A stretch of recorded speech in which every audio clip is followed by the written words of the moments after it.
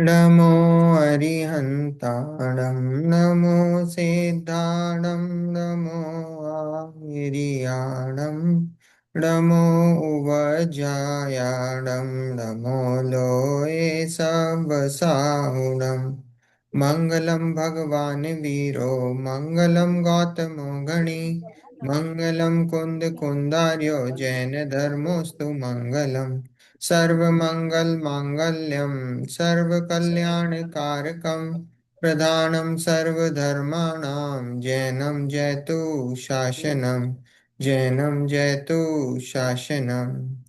अरिहंत सिद्ध सूरि उपाध्याय साधु सर्व अर्थ के प्रकाशी मांगलिक उपकारी है। तिनको स्वरूप जान रागते भई जो भक्ति काय को न माए स्तुति को उचारी है। धन्य धन्य तुम इसे काज सब आज भय कर जोर बारंबार वंदना हमारी है। मंगल कल्याण सुख ऐसो हम चाहते हैं। ओ मेरी ऐसी दशा जैसी धारी ओ मेरी ऐसी दशा जैसी तुम धारी है। मंगल में मंगल करन वीतराग विज्ञान नमो ताहि जाते भय अरहंतादि महा करि मंगल करियो महा ग्रंथ करन को काज जाते मिले समाज सब पावे निज पद राज।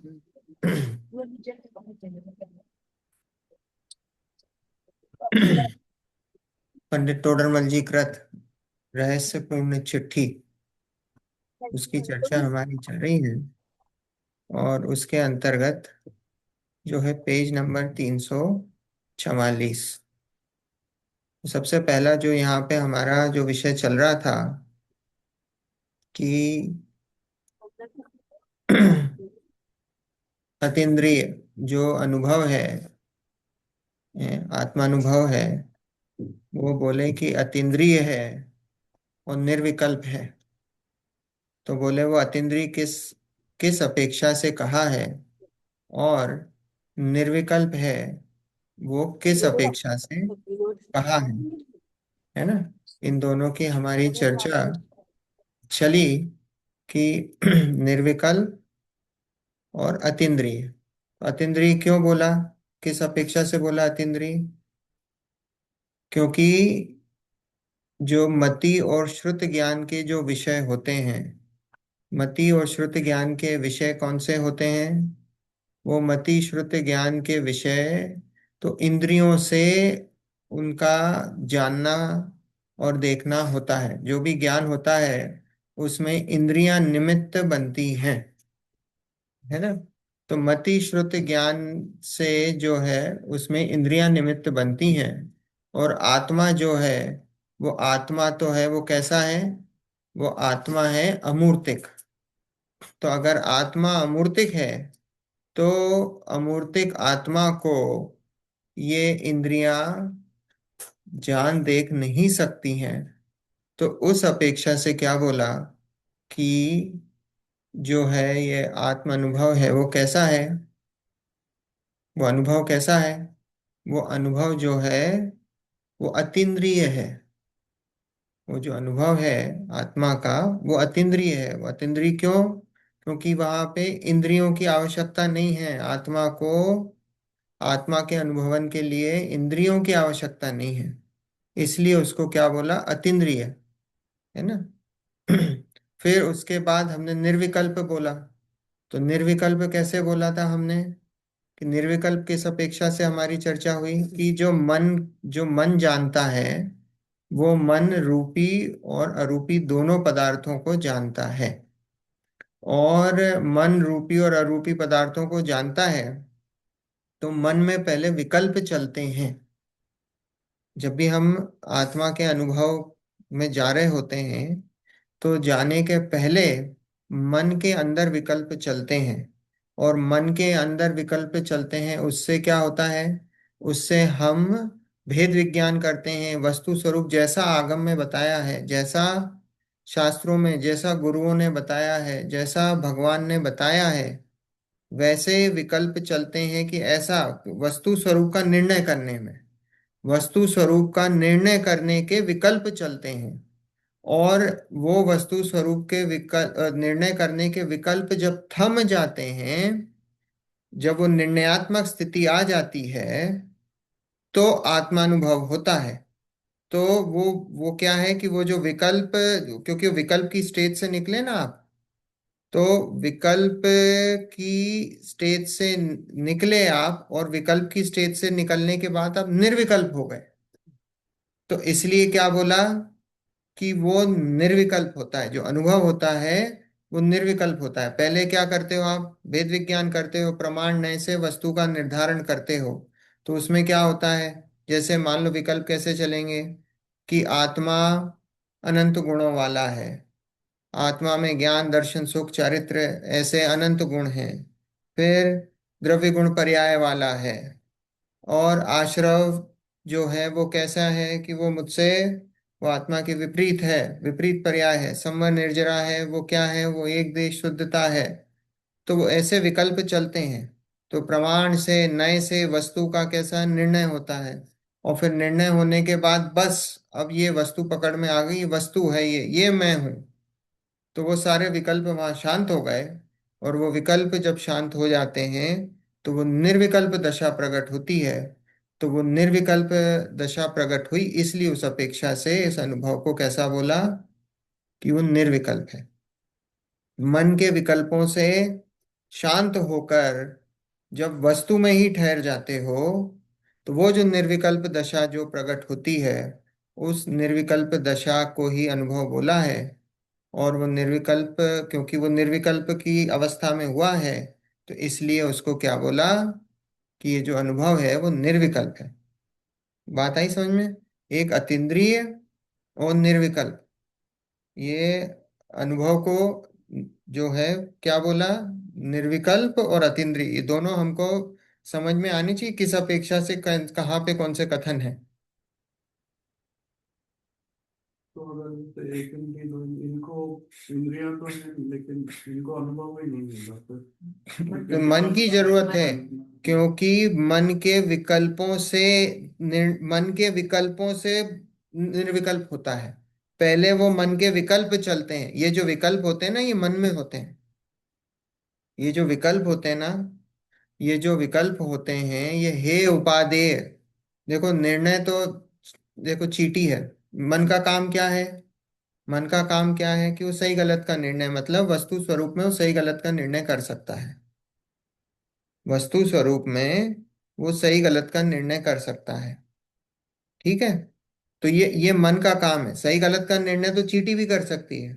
चींटी के आगे आप हाथ लगा दो, तो क्या करेगी, वो रास्ता बदल के चली जाएगी, चली जाती ना। तो वो चींटी, उतना तो चींटी भी समझती है।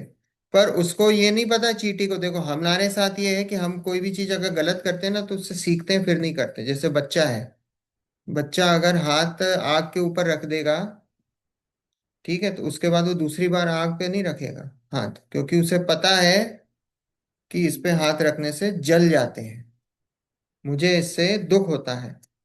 तो वो नहीं। पर जैसे जो आपने देखे ना, कीट पतंगे होते हैं, अभी चार इंद्रिय जीव होते हैं, भंवरे वगैरह, कीड़े वगैरह जो उड़ते हैं लाइट में, आपने देखा होगा बारिश के टाइम में कितने वो इकट्ठे हो जाते, वो जल भी जाते हैं ना, तो भी वापस फिर वो फड़फड़ाते हुए वहीं जाते हैं। वो जल जाते हैं फिर भी फड़फड़ाते हुए वहीं, सीखते नहीं है उससे। उन्हें उस समय लगा तो दूर हट गए, लेकिन फिर वहीं जाएंगे, फिर वहीं है, वो सीखते नहीं है। सही गलत का उनका वैसा निर्णय नहीं होता है ना। तो ये जो होते हैं, ये असंगी जो होते हैं, जो मन रहित होते हैं, उनके साथ ऐसे ही होता है ना। संगियों के साथ ये है कि वो ऐसा, वो सही गलत का निर्णय करके वो काम काम करते हैं। तो इसलिए ये जो हे उपादेय, ये सारी जो निर्णय हैं, ये जो विकल्प हैं, ये मन वालों के ही होते हैं। ये मन वाले ही पहले विकल्प करते हैं, विकल्प ज्ञान में निर्णय करते हैं पहले, और फिर निर्विकल्प में होते हैं, फिर निर्विकल्प में जाते हैं। जैसा निर्विकल्प में निर्णय होता है, वैसे ही विकल्प ज्ञान में निर्णय होता है, फिर उसके बाद निर्विकल्प दशा में जाते हैं।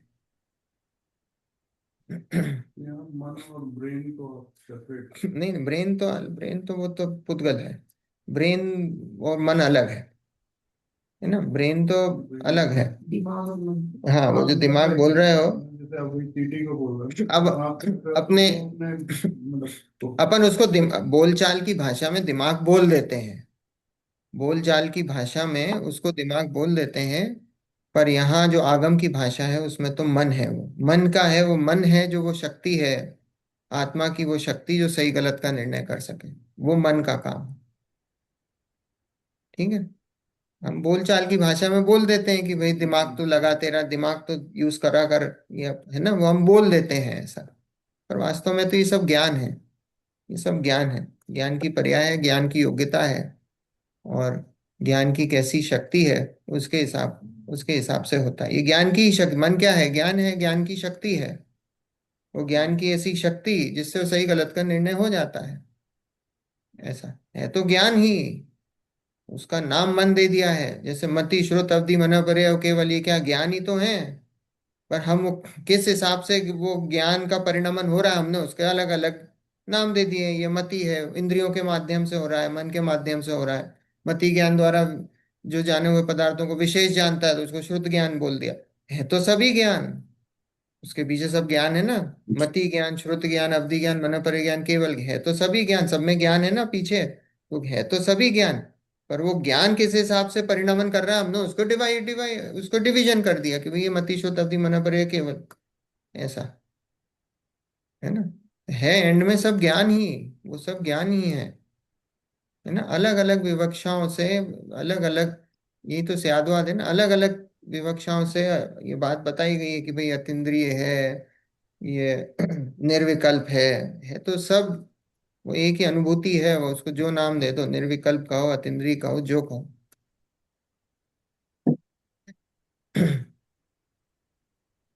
देखो, हाँ आंटी पूछिए। मैं ये समझना चाह रही थी कि तो ये मन जो जो हमने वर्ड यूज किया है, इसकी फिर डिराइविंग फोर्स क्या है? ज्ञान है, और वो ज्ञान की डिराइविंग फोर्स कहाँ से, आत्मा से आती है? हाँ, आत्मा में ज्ञान गुण है, और तो, वो ज्ञान गुण है, वो ज्ञान गुण तो में से ही बस ज्ञान क्योंकि गुण की मैं, पर्याय है। हाँ, पिछले हफ्ते से मैं यही सोच रही थी फिर कि अगर ऐसा है तो जिसके पास ज्ञान कम है, उसकी आत्मा उसको आगे नहीं बढ़ने दे रही है और सीखने के लिए। ज्ञान तो किसी में गुण, गुण अपेक्षा से देखा जाए तो गुण अपेक्षा से तो ज्ञान सब में बराबर है। एक चींटी से, एक इंद्रिय जीव से, जो सिद्ध भगवान है, उन सब में एक सा ज्ञान गुण है। शक्ति अपेक्षा तो सबका एक सा है। पर उस शक्ति की व्यक्ति कितनी होती है, उसकी बात है। तो शक्ति की व्यक्ति जिस हिसाब से होती, जैसे अब आप एक इंद्रिय की पर्याय में गए, शक्ति अपेक्षा से तो पूरा का पूरा जैसा भगवान का है, वैसे ही उस वो एक इंद्रिय जीव का ज्ञान गुण है। पर उस शक्ति की व्यक्ति कितनी है, जैसे मान लो आप सभी के बैंक में, सभी के उसमें 1-1 करोड़ रुपए रखे हुए हैं। पर अभी खर्चा करने के लिए किसी के पास 1 रुपया है, किसी के पास 10 रुपया है, किसी के पास 100 रुपए है, किसी के जेब में, किसी के पास 1000 रुपए, किसी के पास लाख रुपए, 10 लाख रुपए। तो वो जो शक्ति है, अभी सामान खरीदने जाना है, अब भले ही बैंक में 1 करोड़ रखा है, उसका क्या करोगे। अभी तो तुम्हारे पास एक ही रुपया है, तो तुम खरीद क्या सकते हो, 1 रुपए का माल ही खरीद सकते हो। और किसी के पास 10 लाख है तो 10 लाख का माल खरीद सकता है। तो तो मयूर जी, एक मैं इसको उस डिफरेंट जीवों की कैटेगरी से नहीं, मैं मनुष्य की कैटेगरी से समझना चाह रही थी। हाँ, मनुष्य की कैटेगरी में भी देखो, हम सबके पास शक्ति अपेक्षा तो सभी के पास अब मन भी है, वो शक्ति भी है। अब वो हम्म। मान लो कि सबके पास 10-10 लाख रुपए भी हैं। पर अब वही है कि 10 लाख रुपए में से कोई वो 10 लाख रुपए को कैसे खर्च करता है, कोई 10 लाख रुपए को जुए में उड़ा देता है तो वो 10 लाख खत्म हो गए। और कोई 10 लाख रुपए को मंदिर में दान दे देता है, कोई 10 लाख रुपए का कुछ और कर लेता है। तो वो सबका अलग अलग है ना। तो हम्म। किसी ने जुए में उड़ा दिया तो वो खत्म हो गए 10 लाख रुपए। तो मुझे ये गलत समझ में आया पिछली बार कि आत्मा की स्ट्रेंथ के मुताबिक फिर मन अ, कुछ करने के लिए, गलत सही करने के लिए डिक्टेट करता है, या देखो, वो स्ट्रेंथ तो जो है ना, ये सब पर्यायगत है। ये जो स्ट्रेंथ जो बोलते हैं ना, कि भाई हम्म। अब ये जो है वो तो सब पर्याय है। जो वर्तमान जैसे ज्ञान है, ज्ञान का जो परिणमन हो रहा है, उस समय उस पर्याय की जितनी योग्यता होगी, जैसा ऐसा जानने की वो जानता है ना। अच्छा। तो वो जानने की जैसी जैसी योग्यता होती, वो तो उसकी पर्यायगत योग्यता है। पर शक्ति अपेक्षा तो अभी इस पंचेंद्रिय, जितने भी संगी पंचेंद्रिय हैं, शक्ति अपेक्षा सब सम्यक दर्शन को प्रकट कर सकते हैं। पर वही है कि वो शक्ति की व्यक्ति कोई कैसे करता है, उपयोग कैसे करता है, वो सब उस पर डिपेंड करता है ना। जैसे थैंक यू। अभी अपन देखा कि कोई जुए में लगा देता है पैसा, कोई कहीं घूमने फिरने में लगा देता है, कोई यहाँ खर्च कर देता है। तो वही है, सब अपनी अपनी जैसी जैसी उसकी योग्यता है, वैसा वैसा करते हैं, है ना। कोई तो शक्ति देखो इसको ना, सभी कोई इतने बड़े बड़े साइंटिस्ट हैं सब है। आप क्या लग रहा है आपको, बड़े बड़े इंजीनियर्स हैं, साइंटिस्ट हैं, कोई कोई अगर आप उनको ये तत्व दोगे तो समझने में कोई दिक्कत आएगी क्या? नहीं आएगी। तत्व समझने में कोई दिक्कत थोड़ी आएगी। पर अब ऐसे ही है, वो जो बोलते डायरेक्शन ही हैं अलग कि है। मति खराब है किसी की, तो वो फिर मन पे नहीं है डिपेंडेंट, वो हाँ, अपना। वो तो उसकी होनार है, फिर उस पे वैसे ही डाल दिया भैया, उसका ऐसे ही होना है। और हम्म। उसको अगर उसको सम्यक दर्शन प्रकट करना ही नहीं है, तो फिर वो उसके वैसे परिणाम होंगे। ऐसा है, मोक्ष राइट। मार्ग में आगे बढ़ना ही नहीं है उसको, तो उसके वैसे परिणाम होंगे। हम्म। Thank you. कहाँ से पढ़ना था अपने को? तथा तुमने लिखा कि। अच्छा। तथा तुमने लिखा कि आत्मा अतीन्द्रिय है, इसलिए अतीन्द्रिय द्वारा ही ग्रहण किया जाता है। सो भाई जी, मन अमूर्तिक का भी ग्रहण करता है, क्योंकि मति श्रुतगान का विषय सर्वद्रव्य कहे हैं, उक्तम च तत्वार्थ सूत्रे। अब देखो, ये अपन ने तो पढ़ा कि तुमने लिखा था कि आत्मा अतीन्द्रिय है। आत्मा में तो कोई इंद्रिय है नहीं, इसलिए अतीन्द्रिय द्वारा ही ग्रहण किया जाता है। क्योंकि इंद्रिय जो है वो कैसे जड़ हैं, रूपी हैं। वो जड़ ही पदार्थों को ग्रहण किया जा सकता है। इंद्रियों से किनको, पुद्गल पदार्थों को ही ग्रहण किया जा सकता है। तो बोले कि अतीन्द्रिय द्वारा ही ग्रहण किया जाता है। सो मन अमूर्तिक का भी ग्रहण करता है। ये देखा अपन ने, मन अमूर्तिक का और मूर्तिक दोनों का ग्रहण करता है। और क्योंकि मति श्रुत ज्ञान का विषय सर्वद्रव्य कहे हैं। और मति श्रुत ज्ञान क्या है? मति श्रुत ज्ञान के विषय देखो सर्वद्रव्य कहे हैं। ये अपन ने पिछली बार देखा था, मति श्रुत ज्ञान मतलब छयों द्रव्यों को जानता है मति श्रुत ज्ञान, है ना। लेकिन उसकी सर्व पर्यायों को नहीं जानता है। ये अपन ने डिफरेंस देखा था। क्योंकि अगर उसकी सर्व द्रव्य की सर्व पर्यायों को जान लेगा तो वो केवल ज्ञान बन जाएगा। और सर्व द्रव्य की कुछ पर्यायों को जानेगा तो वो मति शुद्ध ज्ञान कहलाता है ना। देखो, मति श्रुतियों निर्बंधो द्रव्येश व सर्व पर्यायेषु। तो इसमें क्या है कि मति श्रुत ज्ञान देखो जो है वो वो सभी द्रव्यों को जानता है, लेकिन उनकी कुछ पर्यायों को जानता है। सभी द्रव्यों को जानता है और उन द्रव्य की कुछ पर्यायों को जानता है। जैसे अभी हम हैं, अभी हम अपना कितना कितना जानते हैं भाई। अगर मान लो हमारी 45 साल की उम्र है, तो भैया हो सकता है हम 20 साल 25 साल तक पुराना जानते होंगे। उसके पहले भूल गए, नहीं जान। और पिछले जन्म का याद है क्या? नहीं है याद, कुछ भी याद नहीं है पिछले जन्म का। तो इसका मतलब क्या हुआ कि हम अपनी जो पर्याय है उसमें 20 25 साल कुछ पर्यायों को तो जानते हैं, और उसमें भी सारी सारी बातें थोड़ी याद है। कुछ कुछ चीजें याद हैं, कुछ कुछ चीजें भूल गए। तो क्या है कि भाई अपनी भी जो है वो कुछ कुछ बातों को याद रखते हैं, कुछ पर्यायों का याद है, और बाकी पर्यायों को भूल गए। मतलब सब पर्यायों को नहीं जानते हैं, अपनी भी थोड़ी सी ही पर्यायों को जानते हैं। तो ऐसे ही जो छह द्रव्य हैं, छह द्रव्य को तो जानते हैं जीव, उद्गल, धर्म, अधर्म, आकाश, काल। उनकी कुछ पर्यायों को तो जानेंगे, लेकिन सर्व पर्यायों को नहीं जानेंगे। कुछ पर्यायों को जानेंगे, सर्व पर्यायों को नहीं जानेंगे। सर्व पर्यायों को जानने का काम तो केवल ज्ञान का है। ठीक है, आ रही बात समझ में? थोड़ा बहुत जानते हैं, द्रव्यों को जानते हैं कि भाई हाँ ये पुद्गल है, फोन है ये पुद्गल है, टेबल है ये पुद्गल है, ऐसे ही आकाश द्रव्य है, आप पता है। जीव है, पुद्गल है, धर्म है, अधर्म है, इन सब के बारे में पता है। हम्म पर लेकिन उनकी सर्व पर्यायों को नहीं जानते। देखो अब ये आगे प्रत्यक्ष परोक्ष का, अब ये शुरू हो रहा है। देखो, तथा तुमने प्रत्यक्ष परोक्ष का प्रश्न लिखा, सो भाई जी प्रत्यक्ष परोक्ष तो सम्यक्त के भेद हैं नहीं। अब ये जो अब आगे का जो जो टॉपिक है, अभी तो अतीन्द्रिय और निर्विकल्प का हुआ। अब जो आगे है ये प्रत्यक्ष और परोक्ष का है, कि ये जो अनुभव होता है ये प्रत्यक्ष होता है कि परोक्ष होता है। प्रत्यक्ष परोक्ष समझते हो? प्रत्यक्ष मतलब समझे? प्रत्यक्ष मतलब जैसे आप बैठे बैठे यहाँ अभी स्वाध्याय सुन रहे हो, तो प्रत्यक्ष रूप से सुन रहे हो। और परोक्ष मतलब अब ये जो ऑनलाइन सुन रहे हैं, ये डायरेक्ट तो नहीं है यहाँ पे, पर परोक्ष रूप से सुन रहे हैं, है ना? परोक्ष रूप से है। जैसे हम जान रहे हैं, तो हम जान रहे हैं, मान लो हम मान कि अभी घर पे खड़े हैं और खिड़की से बाहर देख रहे हैं, है ना? तो खिड़की से या चश्मे से देख रहे हैं, तो चश्मे से देख रहे हैं, तो चश्मे से क्या दिख रहा है कि भाई आंख से डायरेक्ट नहीं, बीच में एक चश्मा भी है। तो प्रत्यक्ष नहीं हुआ वो आंख, अगर आंख को देखेंगे, आंख से अगर हम प्रत्यक्ष मानेंगे, तो उसके बीच में चश्मा आ गया, तो वो परोक्ष हो गया, परोक्ष रूप से। ठीक है, हम किसी के माध्यम के थ्रू जान रहे हैं, टीवी पर न्यूज आ रही है, तो भाई हम वहां तो मौजूद है नहीं, ईरान वॉर की न्यूज चल रही है, प्रत्यक्ष रूप से तो मौजूद है नहीं, पर न्यूज में सुन के हमने पता पड़ गया कि भाई वहां 100 लोग मर गए हैं। तो वो कैसे, वो हमें परोक्ष रूप से पता पड़ गया, प्रत्यक्ष नहीं है वहां पे मौजूद, पर परोक्ष हमको पता पड़ गया। तो ऐसा प्रत्यक्ष और परोक्ष। तो अब ये जो आत्मा का, ये बोले कि ये अनुभव होता है, ये प्रत्यक्ष होता है कि परोक्ष होता है,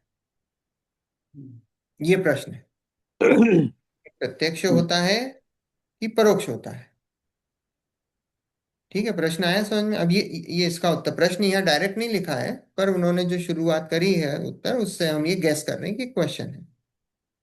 ठीक है। इसके कंटेक्स्ट में मतलब किसके कंटेक्स्ट में प्रश्न है ये कि जो आत्मा को आप जान रहे हो, तो बोलिए प्रत्यक्ष रूप से जान रहे हो कि परोक्ष रूप से जान रहे हो? बीच में कोई मीडियम है, उसके थ्रू जान रहे हो कि डायरेक्ट आत्मा को जान रहे हो? बीच में कुछ भी नहीं है, डायरेक्ट कनेक्शन है। अभी देखो, अभी क्या है कि हमारे पास, अभी देखो ये बात क्लियर होती चली जाएगी अभी अपन, है ना? अभी जब वो समझाएंगे एक एक चीज पंडित जी, तो वो बात क्लियर होती जाएगी। तो प्रश्न ये है कि आत्मा का अनुभवन जो हो रहा है वो प्रत्यक्ष हो रहा है कि परोक्ष हो रहा है?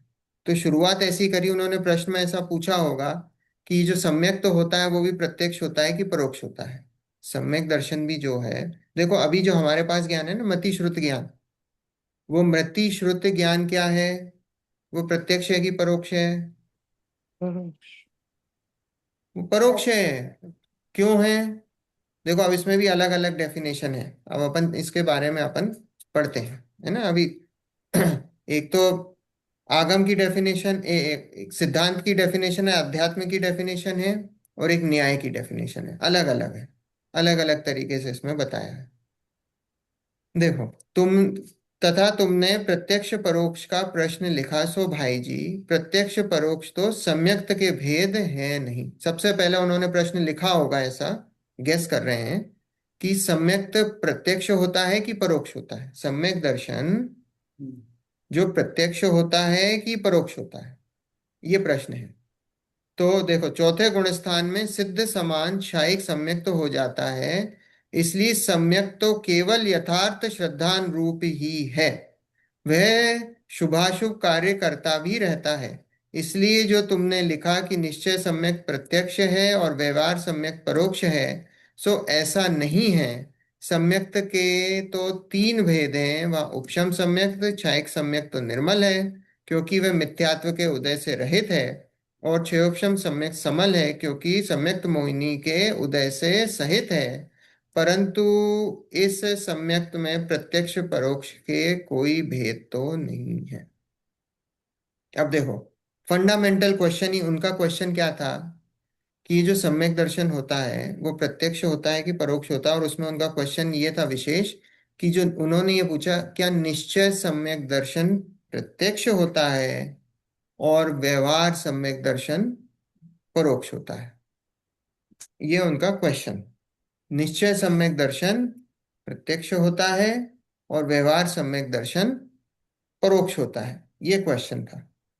अब सबसे पहले इसके बेसिकली क्वेश्चन में ही फॉल्ट है।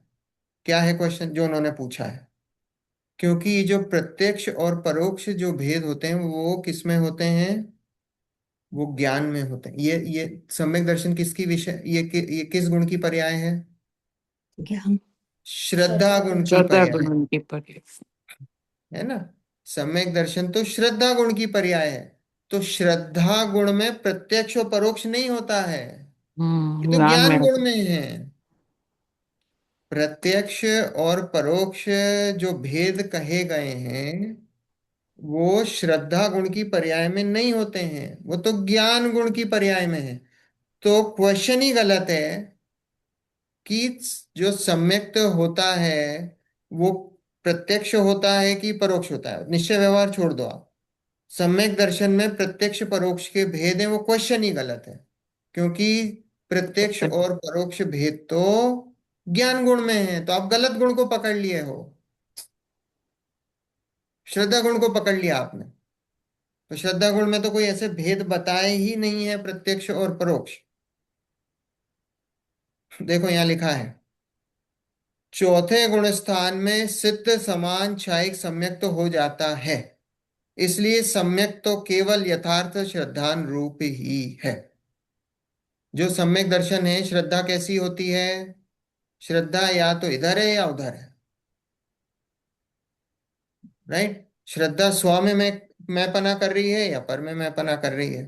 तो यहां लिखा चौथे गुण स्थान में सिद्ध समान क्षयिक सम्यक्त हो जाता है।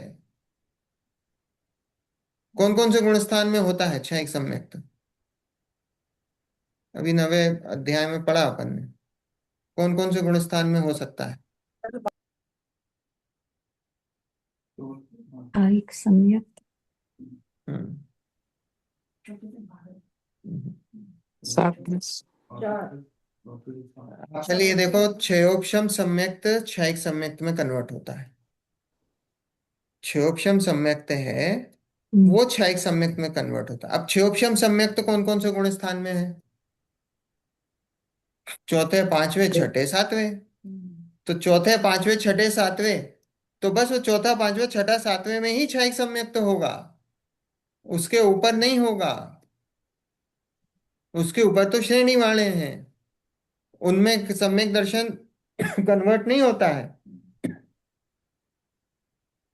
ठीक है। तो चौथा पांचवा छठा सातवां, छह ऑप्शन से क्षयिक में कन्वर्ट होने का। तो यहाँ पंडित जी लिखते हैं क्या, कि चौथे गुण स्थान में सिद्ध समान क्षयिक सम्यक्त हो जाता है। जैसा सिद्धों को सम्यक्त है ना, वैसा ही चौथे गुण स्थान में है। ये आध्यात्म की भाषा है कि चौथे गुण स्थान में जैसा सम्यक दर्शन है वैसे ही सिद्धों को है। वैसा का वैसा श्रद्धान में कोई फर्क नहीं है। तो फिर बोले वो अवगाढ़ परम अवगाढ़ जो सम्यक तो बताए थे वो कैसे? सम्यक में गाढ़ापना है ना, सम्यक में गाढ़ापना बताया था ना, गाढ़ापना। वो क्यों बताया था? वो ज्ञान अपेक्षा से बताया था, चारित्र अपेक्षा से बताया था। वो चारित्र अपेक्षा से उसमें गाढ़ापन बढ़ता जाता है, समझ रहे हो? वो चारित्र अपेक्षा से उसमें गाढ़ापन बढ़ता जाता है, तो इसलिए उसको उस अपेक्षा से देखा कि भाई उसका चरित्र जो है बढ़ता जा रहा है। तो वो चरित्र बढ़ता जा रहा है, तो वो चरित्र के कारण चारित्र की अपेक्षा श्रद्धान को देखा, तो उसको अवगाढ़ परम अवगाढ़ बोला।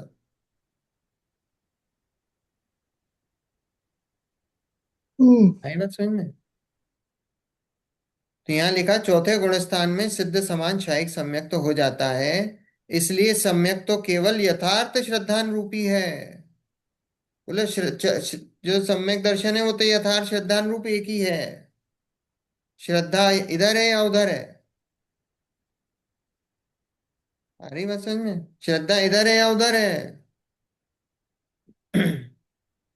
उसमें कोई प्रत्यक्ष परोक्ष नहीं है। वह शुभाशुभ कार्य करता भी रहता है, इसलिए जो तुमने लिखा कि निश्चय सम्यक प्रत्यक्ष है और व्यवहार सम्यक परोक्ष है, सो ऐसा नहीं है। बोले शुभ अशुभ कार्य करता रहता है सम्यक दृष्टि,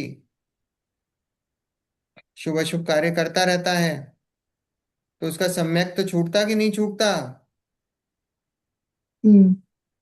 नहीं। कैसे क्या नहीं छूटता? क्योंकि अशुभ करेगा तो छूटेगा, या हाँ, शुभ तो भी करेगा परिणति तो। चलती है भाई, की परिणति चलती शुद्ध परिणति चलती है, छूटता थोड़ी है। नहीं छूटता। आप कैसे बोल रहे हो छूटेगा? शुद्ध परिणति चलती है, अपन ने देखा था ना। परिणति चलती। अपन ने देखा था कि नहीं? अपन ने देखा, तीनों को, तीनों गुणों को रख के देखा था। ज्ञान गुण में लब्धि और उपयोग रख के देखा था। इधर उपयोग और परिणति रख के देखा था। वो श्रद्धा में वो भेद नहीं है। तो जब जीव शुभ अशुभ कार्य में चलता है तो क्या होता है? अभी उपयोग तो उसका किधर है? दुकान में है, शास्त्र स्वाध्याय में है, पूजा में है। पर परिणति में अभी वो एक कषाय संबंधी वितरागता की धारा बह रही है, वो परिणति में बह रही है। मिथ्यात्व के अभाव संबंधी जो है श्रद्धा गुण है, और इधर अनंतानुबंधी संबंधी और चौथे गुण स्थान में है, तो वैसी शुद्ध परिणति चल रही, एक कषाय संबंधी उसकी धारा बह रही है। और ज्ञान में भी क्या चल रहा है? लब्धि और उपयोग। तो लब्धि में अभी वो लब्धि में बैठा हुआ है आत्मा का ज्ञान, उपयोग में भले ही वो व्यापार धंधा करता हुआ दूसरी चीजें पर वस्तुओं को जानने में दिखाई दे रहा, पर लब्धि में पड़ा हुआ है। ये देखा था कि नहीं? याद आ रहा है? अभी पिछले हफ्ते ही चली थी ये बात अपनी, है ना? तो लब्धि और उपयोग, और उपयोग और परिणति, ये देखा था अपन ने। तो यहाँ पे यही है कि ये वह शुभाशुभ कार्य करता भी रहता है। कौन? सम्यक दृष्टि जीव। वो आपको दिखेगा शुभ अशुभ कार्य करते हुए, वो शुभाशुभ कार्य करता भी रहता है। इसलिए जो तुमने लिखा निश्चय सम्यक प्रत्यक्ष और व्यवहार सम्यक परोक्ष है, ऐसा नहीं है, ऐसा नहीं होता है। वो तो उसका सम्यक दर्शन कायम है, श्रद्धान कायम है। आप बताओ कि ऑफिस में काम कर रहे हो, ऑफिस में काम कर रहे हो तो अर्श से प्रेम है कि नहीं है? कि भूल गए अर्श को? भूल जाते हैं, भूल जाते हो? तो फोकस कर पाए। ऐसे थोड़ी भूल जाते हो। अभी उपयोग में नहीं है, वो लब्धि में पड़ा हुआ है। पड़ा हुआ है कि नहीं? ऐसे थोड़ी भूल गए, अर्श को भूल गए हो। हम्म भूल जाओ तो दिक्कत हो जाएगी, फिर श्वेता घर में घुसने नहीं देगी। तो याद आ जाता है। ऐसे ही सम्यक दृष्टि का है, भले ही अभी सामने दिखाई दे रहा है कि वो अभी व्यापार धंधा करते हुए दिखाई दे रहा है, ज्ञान में ऐसा वो लब्धि में पड़ा हुआ है। श्रद्धान तो वही है, श्रद्धान थोड़ी बदला है। ज्ञान में अभी हमको दिखाई दे रहा है, चरित्र में हमको अभी उपयोग में कुछ शुभ अशुभ कार्य करते हुए दिखाई दे रहा है, पर परिणति में, लब्धि में वो बैठी हुई है बात। वो बैठी हुई है बात। अगर वो वहां वहां से उड़ जाए तो वो गुणस्थान से गिर जाएगा। देखा था ना परिणति अपन का क्या मतलब? ने? है, परिणति। परिणति मतलब वो एक सी धारा, वो जो वीतरागता की धारा है ना, वो हम्म। वीतरागता की धारा वो बैकग्राउंड में चल रही है। वो भले ही हमको अभी यहाँ पे दिखाई दे रहा है, जैसे अभी बच्चे के प्रति हमारा प्रेम अभी सामने बैठे हैं तो दिख नहीं, पर वो पीछे बैकग्राउंड में चल रहा है। बच्चे के प्रति प्रेम कम नहीं हुआ है, आसक्ति कम नहीं हुई है बच्चे के प्रति। वो आसक्ति वो बच्चे के प्रति अभी भी कुछ भी कार्य कर रहे हैं बच्चे के प्रति, वो धारा चल रही है। वो धारा रुकी नहीं है, प्रेम की धारा, जो आसक्ति पना है, ये मैं हूं, ये मेरा है, वैसी धारा कांस्टेंट चल रही है। टूटना नहीं चाहिए कभी कभी। उस वो धारा है। को ही परिणति कहते हैं। हाँ, तो नहीं छूटता है ना, छूटता है। इसी धारा में चली रही है तो हाँ, तो उसमें पर अब वो धारा वो मिट गई, जरूरी थोड़ी है। वो धारा वो जो चल रही थी, अभी हमारी धारा कौन सी चल रही है? ये धारा चल रही है कि मैं, ये शरीर मेरा है, ये पर है, ये मैं हूं। ये शरीर है, ये मैं हूं। इस शरीर से जुड़े जो भी मेरे संबंधी हैं, ये मैं हूं। ये धारा चल रही है। ये धारा भी तो छूटती ना, सब सम्यक दर्शन होता है तो। वैसे ही वो सम्यक दर्शन की भी धारा छूट सकती है, छूट जाती है। जरूरी थोड़ी कि नहीं छूटेगी, छूट भी जाती है। ऐसा है। और अपन ने देखा था 6 महीने है, 6 महीने का जो काल है वो, और 6 महीने में अगर एक समय वो अनुभव नहीं हो उसका तो छूट जाती है। जैसे स्वाद चखा आपने, मिश्री का स्वाद चखा, अब वो स्वाद बना हुआ है, लेकिन अगर वो वापस मिश्री नहीं चखोगे, मान लो साल 2 साल बाद अगर कोई बोलेगा, बोले हाँ चखित पर मुझे याद नहीं है कैसा स्वाद है, चखाना भूल जाते हो। तो वैसे ही वो है कि 6 महीने जो है अगर आपको नहीं हो आत्मानुभव, तो वो क्या होता है, वो लब्धि में से भी चला जाता है, परिणति में से भी चला जाता है, वो श्रद्धान पलट जाता है। यानी मैं समझ में, जो परिणति है वो ज्ञान को फॉलो करती है, चरित्र ज्ञान को फॉलो करता है। ऐसा है, श्रद्धा भी ज्ञान को फॉलो करती है। इसलिए सबसे पहले ज्ञान कराते हैं, ज्ञान करो, ज्ञान के बाद फिर श्रद्धान होता है, और फिर उसको चरित्र फॉलो करता है। ऐसा है। देखो, शुभाशुभ कार्य करता भी रहता है, इसलिए तुमने जो लिखा था निश्चय सम्यक प्रत्यक्ष हो, व्यवहार सम्यक्त परोक्ष है, सो ऐसा नहीं है।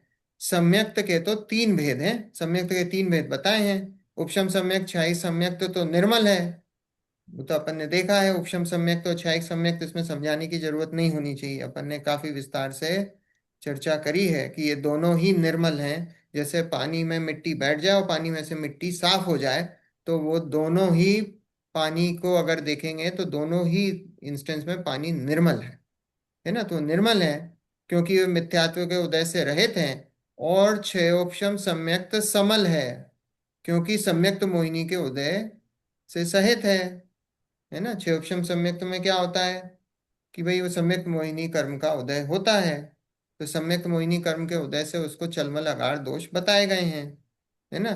परंतु वो चलमल अगार दोष कैसे हैं? वो चलमल अगार दोष केवली गम्य हैं, हमें तो पता नहीं लगते हैं, केवली गम्य हैं। परंतु इस सम्यक्त में प्रत्यक्ष परोक्ष के कोई भेद तो नहीं है। बोले सम्यक दर्शन में कोई प्रत्यक्ष और परोक्ष ऐसे नामक कोई भेद नहीं होते हैं। श्रद्धा गुण में ऐसा प्रत्यक्ष और परोक्ष का कोई भेद नहीं है। ठीक है, इतनी बात आई समझ में? देखो, क्षायिक सम्यक्ति के शुभाशुभ रूप प्रवर्तते हुए व स्वानुभव रूप प्रवर्तते हुए सम्यक्त गुण तो समान ही हैं, इसलिए सम्यक्त के तो प्रत्यक्ष परोक्ष भेद नहीं मानना। ये वही कंप्लीट करा उन्होंने, क्या कि क्षायिक सम्यक्ति के शुभाशुभ रूप प्रवर्तते हुए व स्वानुभव रूप प्रवर्तते हुए, या तो शुभाशुभ मतलब अशुद्धोपयोग, और स्वानुभव रूप मतलब शुद्धोपयोग। जब वो अपनी आत्मा में लीन है, जब उसके ज्ञान का विषय स्वद्रव्य बन रहा है या ज्ञान का विषय पर द्रव्य बन रहे हैं सम्यक दृष्टि के, ठीक है, तो बोले कि तो भी सम्यक्त गुण तो समान ही है, सम्यक्त गुण में कोई फर्क नहीं है। सम्यक्त गुण तो उस समय भी वैसा ही है, जैसा बाहर की तरफ दृष्टि हो या अंतर की तरफ दृष्टि हो। दृष्टि मतलब वो जानना, दूसरी वस्तुओं को जान रहा हो या स्व को जान रहा हो, सम्यक्त गुण में कोई भेद नहीं है। सम्यक्त गुण में कोई भेद नहीं है। सम्यक्त गुण तो जैसा है वैसा का वैसा, सम्य वो उसकी जो पर्याय है सम्यक, क्योंकि उसने स्व में मैंपना कर लिया है, तो सम्यक्त गुण की पर्याय में कोई फर्क नहीं पड़ रहा है। वो तो दोनों ही अवस्थाओं में वो सम्यक दृष्टि ही कहलाएगा, उसमें कोई प्रत्यक्ष परोक्ष का कोई भेद होता नहीं है, क्योंकि उसने स्व पे मैं पना कर लिया है। अब वो भले ही जान बाहर रहा है दूसरी वस्तुओं को, और चरित्र में शुभ अशुभ रूप वो होते हुए दिखाई दे रहा है, और भले ही स्व को जान रहा हो और उस समय वीतरागता, उतनी उतनी वीतरागता दिखाई भी दे रही है, लेकिन दोनों ही अवस्थाओं में सम्यक्त में कोई भेद नहीं है। ठीक है, आया ये बात? इतनी इतनी बात आई समझ में, है ना? देखो, तथा प्रमाण के प्रत्यक्ष परोक्ष भेद हैं, सो प्रमाण सम्यक ज्ञान है।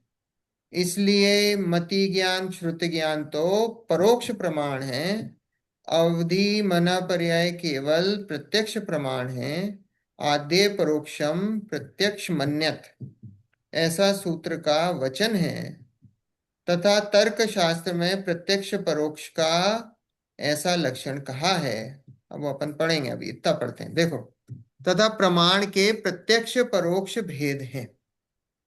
प्रमाण क्या है? प्रमाण क्या है? प्रमाण सम्यक ज्ञान है। प्रमाण मतलब पूरी वस्तु को जानना, पूरी वस्तु का ज्ञान कराने वाला।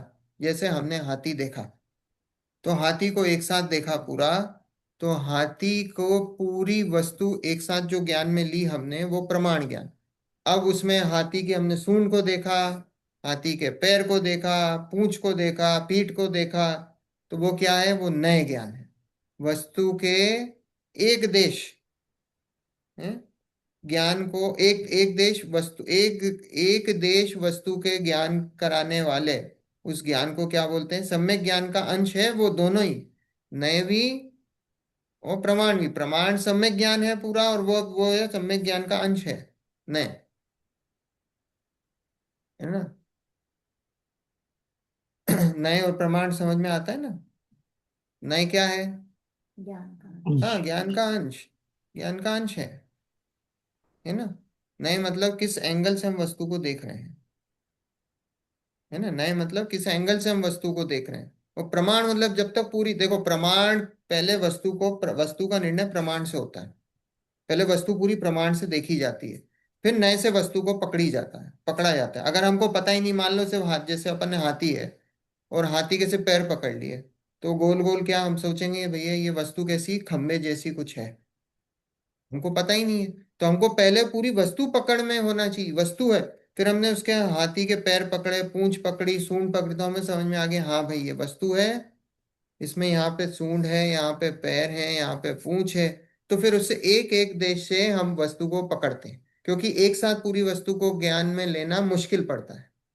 तो हम वस्तु को एक एक अंश के द्वारा वस्तु का ग्रहण करते हैं, तो वो नए हैं, एक एक अंश के द्वारा, है ना? अनिराकृत प्रतिपक्षो वस्तु वंश ग्राही ज्ञातुर अभिप्रायो नय, ज्ञाता का अभिप्राय, है ना? किस अभिप्राय से वस्तु के बारे में कौन से अंश को ग्रहण करवाना चाहता है, वो नय कहलाता है ना? तो किसी एक अंग को, वस्तु के किसी एक अंश को ग्रहण करवाता है नय, और पूरी वस्तु को ग्रहण करवाता है वो है प्रमाण। ठीक है, तो यहाँ पे बोला कि प्रमाण के प्रत्यक्ष और परोक्ष भेद है। और प्रमाण क्या है? प्रमाण सम्यक ज्ञान है। प्रमाण सम्यक ज्ञान है, और सम्यक ज्ञान है, और सम्यक ज्ञान के दो भेद बताए हैं, प्रत्यक्ष और परोक्ष। उस प्रमाण के दो भेद बताए, प्रत्यक्ष और परोक्ष। इसलिए मति ज्ञान श्रुति ज्ञान तो परोक्ष प्रमाण है, और अवधि मन पर्याय केवल केवल ज्ञान प्रत्यक्ष प्रमाण है। अब ये जो डेफिनेशन आई है, ये आध्यात्म की डेफिनेशन है। प्रमाण के दो भेद बताए, कौन से? एक तो बताया परोक्ष प्रमाण, और एक बताया प्रत्यक्ष प्रमाण। अब ये जो परोक्ष प्रमाण है उसके भी दो भेद, परोक्ष प्रमाण उसके दो भेद, मति ज्ञान और श्रुत ज्ञान। और जो प्रत्यक्ष है उसके अवधि ज्ञान, मनःपर्य ज्ञान और केवल ज्ञान। ठीक है, अध्यात्म की, ये अध्यात्म की लैंग्वेज है। प्रमाण क्या है? सम्यक ज्ञान। प्रमाण के दो भेद, प्रमाण के दो भेद। अब देखो ये चर्चा क्यों कर रहे हैं, इतनी इतनी रामलीला क्यों चल रही है? क्योंकि प्रश्न था प्रत्यक्ष और परोक्ष। तो उन्होंने कहा भैया श्रद्धा में कोई प्रत्यक्ष परोक्ष नहीं होता है, आपका सवाल गलत है। ये जो प्रत्यक्ष परोक्ष है वो तो ज्ञान में होता है। तो ज्ञान में लेके आए, तो भाई ज्ञान में कैसे लेके आएंगे? कि भैया वो प्रमाण से शुरू करा कि भाई जो प्रमाण होते हैं वो प्रमाण दो प्रकार के हैं। जो प्रमाण है वो एक तो प्रत्यक्ष है और परोक्ष है। अब जो प्रत्यक्ष है वो प्रत्यक्ष में हमने देखा कौन सा, कि भाई अवधि ज्ञान, मनोपर्य ज्ञान और केवल ज्ञान ये प्रत्यक्ष है। और परोक्ष जो है वो मति ज्ञान और श्रुति ज्ञान। इतनी बात आई समझ में? अब ये क्यों बोले मति ज्ञान श्रुति ज्ञान परोक्ष है? क्योंकि उनमें इंद्रियों की सहायता लगती है। जहां हमें इंद्रियों की सहायता मतलब किसी दूसरे मीडियम की सहायता लगे, हमको न्यूज के लिए टीवी की सहायता लगती है, जहां हमें किसी दूसरे की सहायता लगे तो भैया वो हो जाएगा परोक्ष, क्योंकि वो डायरेक्ट नहीं हो रहा है। डायरेक्ट हो तो वो प्रत्यक्ष है। अभी यहाँ पे आप स्वाध्याय सुन रहे हो तो बोले ये लैपटॉप के माध्यम से सुन रहे हो, तो लैपटॉप के माध्यम से हो गया, तो जो ऑनलाइन बैठे हैं वो सब क्या है, वो परोक्ष रूप से सुन रहे हैं। और जो यहाँ बैठे हैं डायरेक्ट, वो प्रत्यक्ष रूप से सुन रहे हैं। ठीक है, ये फर्क है। तो जहां पे इंद्रियां और मन है, जहां पे इंद्रियां और मन लग रहे हैं, वहां पे क्या बोला कि भाई परोक्ष। ये तो परोक्ष की डेफिनेशन में चला गया। और जहां इंद्रिया और मन की हमको जरूरत नहीं है, अवधि ज्ञान, मनोपर्य ज्ञान और केवल ज्ञान, वो क्या है, वो प्रत्यक्ष। प्रत्यक्ष है। अवधि ज्ञान क्या करता है? अवधि ज्ञान रूपी रूपी पदार्थों को पदार्थ। जानता है। अवधि रूपी ज्ञान रूपी रूपी पदार्थ। पदार्थों को जानता है, पर उसकी भी एक सीमा है। ऐसा नहीं पूरे जगत के सारे रूपी पदार्थों को जानेगा, है ना। कि कुछ ऐसा है कि भाई किसी का अवधि ज्ञान है कि आगे 100 साल आगे का, 100 साल पीछे का, और 100 किलोमीटर के रेडियस में जितने भी रूपी पदार्थ हैं उनको जानेगा। ये अवधि ज्ञान है। ऐसा अवधि ज्ञान होता है ना। ये अवधि ज्ञान है। तो अब ये अवधि ज्ञान किनको होता है? चारों ही गतियों में डेवलपर। हो सकता है। पर जो है भव प्रत्यय से किनको होता है? नारकियों को और देवों को होता है। इन दोनों को भव प्रत्यय मतलब जन्म से होता है। उस भाव में उनको मिलता है। जैसे हमको इस भाव में कौन से ज्ञान मिले हुए हैं? भाई मध्य। मति ज्ञान श्रुति ज्ञान मिले हुए हैं बाय डिफॉल्ट। इसके लिए हमको कोई मेहनत नहीं करनी पड़ी, कि हमको बाय डिफॉल्ट मिले हुए हैं। नारकी बनोगे और देव बनोगे तो वहां 3 ज्ञान आपको बाय डिफॉल्ट मिलते हैं, मति ज्ञान, श्रुति ज्ञान और अवधि ज्ञान। नारकियों में कुअवधि ज्ञान है, पर अवधि ज्ञान उसको उसमें सामान्य रूप से लें तो अवधि ज्ञान। तो ये 3 ज्ञान उनको बाय डिफॉल्ट बस जन्म से मिले हुए हैं, उनका बर्थ राइट है। और मनोपर्य ज्ञान किसको होता है? कौन सी गतियों में होता है? देवगति। मनुष्य में भी होता है। सिर्फ मनुष्य गति मनुष्य में। गति में। मनुष्य देव जो मुनि मुनि को देवों को नहीं होता, मुनियों सिर्फ को मुनिराजों को होता है, भावलिंगी संतों को होता है। और उसमें सभी को नहीं होता है, कुछ कुछ को हो सकता है, हम्म, कुछ कुछ को हो सकता है। और मनोपर्य ज्ञान क्या करता है? किसी मन भी की बातों को जान सकता है। किसी के मन में क्या चल रहा है वो जान सकता है, पर उसकी भी सीमा है। ऐसा नहीं कि सबके, जिस चाहे मतलब कोई यहाँ से बैठा हुआ कि इंडिया में कोई, उसमें भी देश काल परिस्थिति सब उसकी सीमाएं हैं। उसकी सीमा के अनुसार वो अलग अलग उससे जानता है। ठीक है। तो इन दोनों को तो क्या बोला है? ये एक देश प्रत्यक्ष है। और जो केवल ज्ञान है वो क्या है? वो पूर्ण सर्वज्ञ। प्रत्यक्ष है। केवल ज्ञान क्या है? केवल ज्ञान के क्या है? वो 3 लोक के सर्व पदार्थों को, उनकी सर्व पर्यायों को एक साथ एक समय में जानता है, वो केवल ज्ञान। ठीक है। तब ये केवल ज्ञान किसको है? भाई भगवानों को है, केवलियों को है। वो केवलियों को है केवल ज्ञान। ठीक है। तो इन तीनों में अवधि ज्ञान, मनोपर्य ज्ञान और केवल ज्ञान में इंद्रियों और मन की सहायता की आवश्यकता नहीं है। और इनको एक देश बोला है। किनको? अवधि को, मनोपर्य को एक देश प्रत्यक्ष इसलिए बोला है क्योंकि वो पूर्ण रूप से नहीं जानता है। विषयों को जानने की अपेक्षा, पदार्थों को जानने की या पदार्थों की पर्यायों को जानने की अपेक्षा उसकी लिमिटेशन है। तो लिमिटेशन के कारण उसको क्या बोला? एक देश प्रत्यक्ष। और केवल ज्ञान में कोई लिमिटेशन नहीं है, बाउंड्री नहीं है, तो इसलिए उसको बोला पूर्ण प्रत्यक्ष। आप ये अवधि ज्ञान के बारे में थोड़ा सा और एक्सप्लेन कर सकते हैं या? हाँ, अवधि ज्ञान में क्या है कि रूपी पदार्थों को जानता है। तो रूपी इसका पदार्थों मतलब? को जानता है मतलब कैसा? वो बता सकता है कि भाई 6 महीने बाद एपेक्स में, मान लो अगर ऐसा उसकी ज्ञान की इतनी इतनी सीमा है, तो बता सकता है कि 6 महीने बाद एपेक्स में या जोरदार इस जगह बारिश होगी। तो ये नारकियों को भी ये ज्ञान होता है? नारकियों को कुअवधि ज्ञान होता है। और नारकियों की ज्ञान जो जानने की जो सीमा होती है ना, वो बहुत थोड़ी होती है। कि वो 4 घंटे 8 घंटे आगे पीछे का ही जानते हैं कि भाई आगे 4 घंटे बाद 8 घंटे बाद क्या होने वाला है। कहीं कहीं पे किसी किसी की ज्यादा भी हो सकती है, 6 महीने की, साल भर की, 2 साल की, 5 साल की। पर वो उल्टी होती है, उल्टा उल्टा जानता है। जैसे एग्जाम्पल में आता है, जैसे मर के आया हो और वहीं पे उसकी माँ मिल गई हो, पिछले जन्म की जो उसकी माँ थी। तो वो उसको ऐसा ध्यान आएगा कि माँ उसकी काजल लगाती, उसको ऐसा ध्यान आएगा कि माँ मेरी आंख फोड़ती थी वहां। तो वो अच्छा अच्छा। आपस में दोनों लड़ते हैं, फिर झगड़ते हैं खूब। क्यों? क्योंकि उसको लगता था कि ये माँ ये मेरे बहुत बुरा करती, ये मेरी आंख फोड़ती थी पिछले जन्म में। ऐसा कुअवधि ज्ञान होता है। इस वो करके रूपी उसे पदार्थों के, कुवते। तो उनको अवधि ज्ञान नहीं है, कुअवधि ज्ञान होता है नारकियों को। हाँ, उनको वो उल्टा उल्टा सोचते हैं ना, उल्टा उल्टा उल्टा उल्टा। ही चलता है नारकियों का। हाँ, क्योंकि वही लड़ाई इसी लिए तो होगी। हाँ, क्योंकि वो वही ऐसी मुझे लेशियां हैं कंफ्यूजन ना हो रहा उनकी, था कि ये तो बड़ी पावर हो गई है अशुभ लेशियां। के पास। अच्छा। अशुभ लेशियाएं चलती हैं, तो अशुभ लेशियाओं में ऐसे ही होता है। वो सही भी बताओ ना, जैसे हाँ। किसी को गुस्सा आ रहा हो, सही भी बताओ तो वो क्या करता है? वो गलत ही सोचता है। नहीं नहीं नहीं नहीं, अपन किसी को बोलो नहीं नहीं साहब, वो है ना, हमारे ऑफिस में केस चल रहा है कि भैया अब हम एक एम्प्लॉय है, हम उसको समझाते भी हैं कि भैया हम तुम्हारी तरफ हैं, हम तुम्हारा ही भला चाहते हैं, पर उसके मन में क्या बना हुआ है कि नहीं नहीं, ये हम्म। तो मेरे बिगाड़े के पीछे बैठे हुए हैं, हैं? ये जब भी मैं भी सोचते मेरा जानती हूँ गलत ही उनको सोचते हैं। तो हम अल्टीमेटली। उसको अच्छा भी बताएंगे ना, तो वो क्या गलत ही लेता है। हम्म। ऐसे ही है, वो नारकियों में भी ऐसे ही है। आप उसको कितना भी कराओगे, वो उसको गलत ही उसमें डायरेक्शन में लेके जाता है। उसमें तो और बुरा ही हो गया होने से। हाँ, तो उनकी तो कुछ वो फायदा नहीं हुआ। अशुभ लेशा चलती है।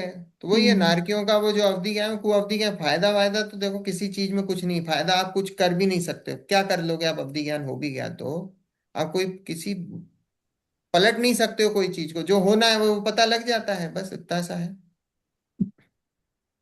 और रूपी पदार्थों के बारे में ही पता लगता है बस। जो दिखाई दे रहे हैं उन्हीं पदार्थों के बारे में पता लगता है। भाई ऐसा बता सकते हैं कि भाई 10 साल बाद जो है सिंघई जी की लॉटरी लगने वाली है, ऐसा कुछ ऐसा कुछ आप पता लग सकता है?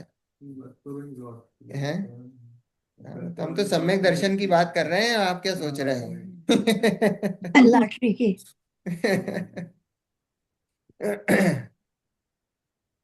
है ना? तो ऐसा ऐसा है, रूपी पदार्थों के बारे में वो बताता है अवधि ज्ञान।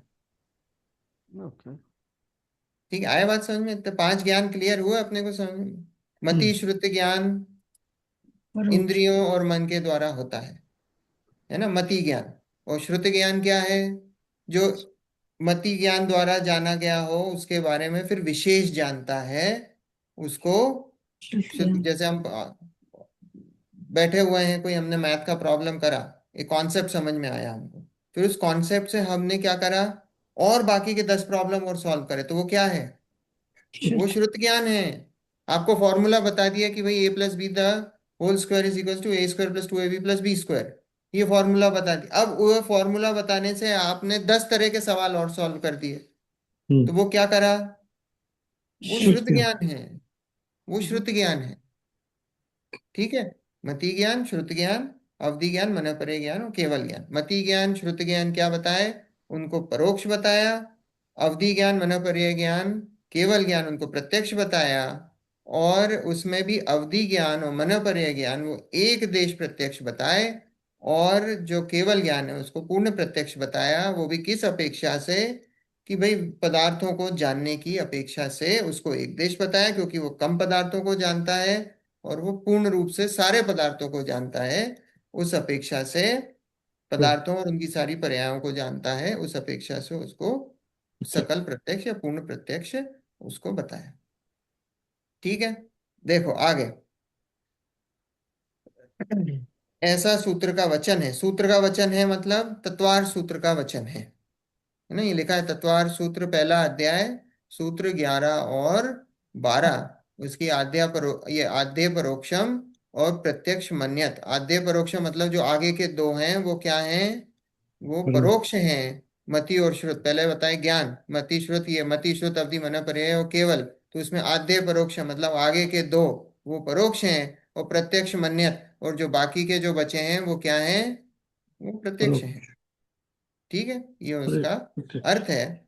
ऐसा सूत्र का वचन है तथा तर्क शास्त्र में प्रत्यक्ष परोक्ष का ऐसा लक्षण कहा है। अब तर्क शास्त्र में मतलब न्याय में ये क्या चल रहा था, ये आध्यात्म की अपेक्षा से ये डिवीजन बताए थे। ये जो बताए हैं ना, ये सिद्धांत या आध्यात्म शास्त्र की अपेक्षा से ये प्रत्यक्ष और परोक्ष के भेद बताए हैं। अब जो न्याय है, न्याय की अपेक्षा से भेद अलग है। न्याय शास्त्र, तर्क शास्त्र, उसकी अपेक्षा से जो भेद बताए हैं वो अलग हैं। अब वो क्या है, देखो, स्पष्ट प्रतिभासतकम प्रत्यक्ष स्पष्टम परोक्षम। अब जो बताए हैं वो तर्क या न्याय शास्त्र की अपेक्षा से, मैं 2 मिनट बचे हैं, बस 2 लाइन पढ़ेंगे, विस्तार तो अगली बार ही होगा। जो ज्ञान अपने विषयों को निर्मलता रूप स्पष्टतया भली भांति जाने सो प्रत्यक्ष, और जो स्पष्ट भली भांति ना जाने सो प्रत्योक्ष परोक्ष। वहां मति श्रुति ज्ञान के विषय तो बहुत हैं, परंतु एक भी ज्ञेय संपूर्ण नहीं जान सकता, इसलिए परोक्ष कहे। और अवधि मन पर्याय ज्ञान के विषय थोड़े हैं, तथापि अपने विषय को स्पष्ट भली भांति जानता है, इसलिए एक देश प्रत्यक्ष। और केवल ज्ञान सर्व ज्ञेय को अस्पष्ट आप स्पष्ट जानता है, इसलिए सर्व प्रत्यक्ष हैं। तथा प्रत्यक्ष के दो भेद हैं, एक पारमार्थ प्रत्यक्ष, दूसरा साम व्यवहारिक प्रत्यक्ष। अब देखो आगे जो भेद बताए हैं वो न्याय शास्त्र में या तर्क शास्त्र में प्रत्यक्ष और परोक्ष के दो भेद ऐसे बताए हैं कि जो प्रत्यक्ष है उसके दो भेद, साम व्यवहारिक प्रत्यक्ष और पारमार्थिक प्रत्यक्ष। जो मति श्रुत है, हमने इधर क्या देखा था, मति श्रुत को हमने पिछले जो आध्यात्म में क्या देखा था कि वो परोक्ष ज्ञान में डाल दिए। हम्म, मति श्रुत को हमने परोक्ष में डाला और अवधि मन पर्याय और केवल को हमने प्रत्यक्ष में डाला। लेकिन जो न्याय ग्रंथ हैं, न्याय ग्रंथ में इस प्रत्यक्ष के दो भेद कौन से हैं, एक साम व्यवहारिक प्रत्यक्ष और एक पारमार्थिक प्रत्यक्ष। और साम व्यवहारिक प्रत्यक्ष के भेद में मति श्रुत को डाला, और पारमार्थिक प्रत्यक्ष के भेद में अवधि मन पर्याय केवल को डाला। और जो परोक्ष है उसके 5 भेद अलग हैं, वो स्मृति, प्रत्यभिज्ञान, अनुमान, तर्क और आगम। ऐसे 5 जो ज्ञान हैं, जो 5 भेद हैं, सॉरी, वो 5 भेद जो हैं इधर परोक्ष में डाले। अब इसकी विशेष चर्चा अपन एक एक उसकी करेंगे, अगली बार करेंगे, हम्म, है ना। कल एक्चुअली स्वाध्याय नहीं कर पाएंगे, कुछ लास्ट मिनट चेंज हो गए हैं, बच्चों की कुछ क्लासेस ऐसी हो फंस गई हैं एंड वक्त पे कि कल का हमें कैंसिल करना पड़ेगा, कि हम दोनों ही भागेंगे कल थोड़ा सा। तो इसलिए अब अगले वीक अपन इसको कंटिन्यू करेंगे, है ना। अच्छा, थोड़ा समझने का है। अगले वीक अपन, अगर इसमें भी कुछ अगर समझ में नहीं आया हो पिछले, तो वो भी अगर पूछना, अगर नहीं समझ में आया हो। लेकिन आगे का अब ये पूरा समझने का ही है ना। थोड़ा सा न्याय से और इससे आध्यात्म से समझेंगे। अच्छी, बहुत अच्छी चर्चा है। चलो, जिन चलिए। मानिश। Thank you. निज निधि निज निज में बताई, यह अनंत उपकार है। उसके उसके लिए लिए जिन जिन वाणी वाणी माँ माँ को को वंदना वंदना शत शत बार बार है। है, वंदना वंदना शत शत बार बार है, है। वंदना वंदना शत शत बार बार है। है। नववर्णम का।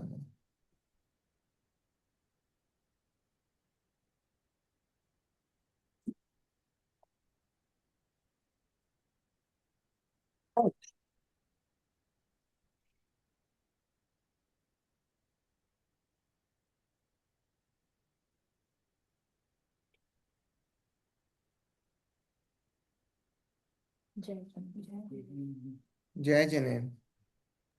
जय जय जिनेन्द्र। जिनेन्द्र। जय जय जिनेन्द्र। जिनेन्द्र। जय जिनेन्द्र। जय जिनेन्द्र।